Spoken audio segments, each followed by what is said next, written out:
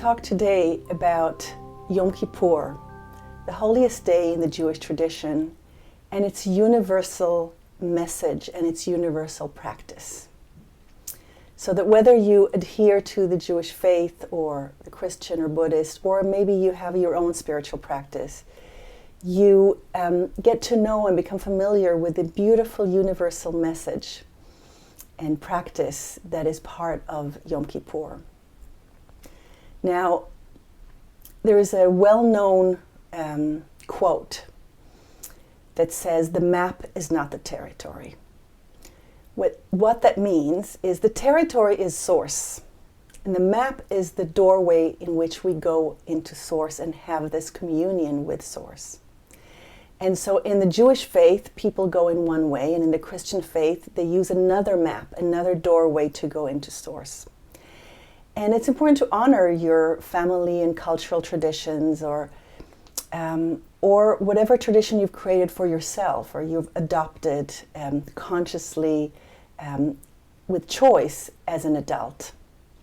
So there's a place to respect the different maps and the different doorways to source. But it's also important to see that we're all trying to get to source. We're all trying to have a communion with the one, with source, with the universe, with God, however you want to call this unfathomable force that creates, sustains, and destroys worlds. And so I want to share with you part of my tradition, which is Yom Kippur and its universal message. Yom Kippur is also known as the Day of Atonement, atoning for our sins. Now, if you look at the word atonement and then divide it into three separate words without changing anything, any letter in the word, you get the three words at one ment. So originally, this is a day of at one ment with the divine, with source. And culturally, historically, it has become a day of atonement, which means atoning for our sins. Now it's interesting because the word sin in the Hebrew language shares the same root with the word to miss the mark. Now to miss the mark means, where have I gone astray? Where have I not been true to myself? Where have I lost my center and my sovereignty? And I've given in to desires or cultural things or familial beliefs and patterns and pressures. That's what it means to have missed the mark.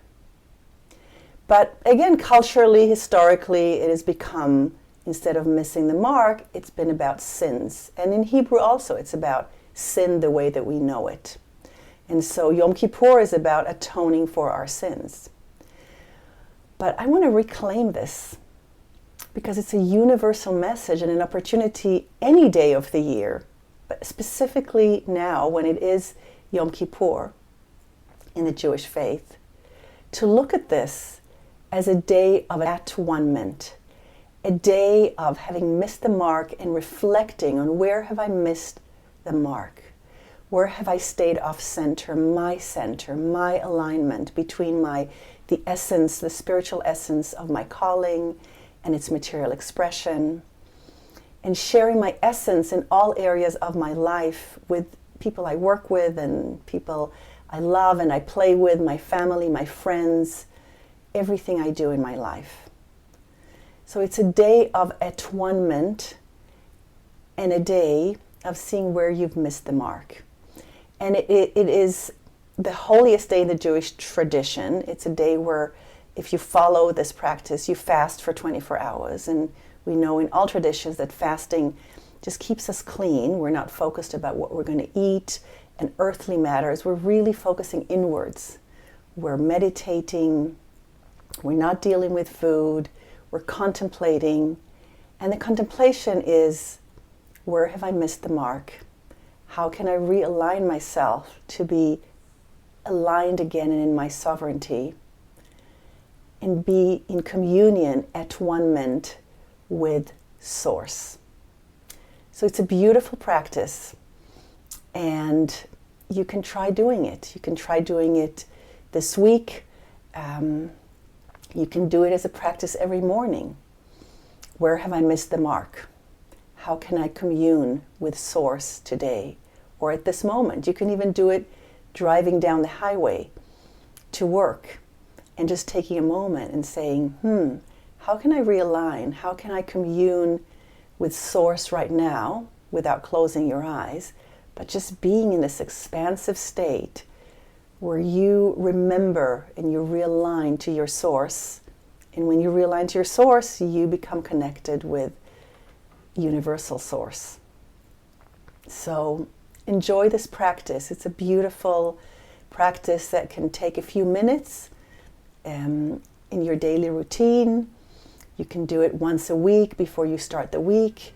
And you can do it now when it's the season and when it is the Jewish holiday of Yom Kippur.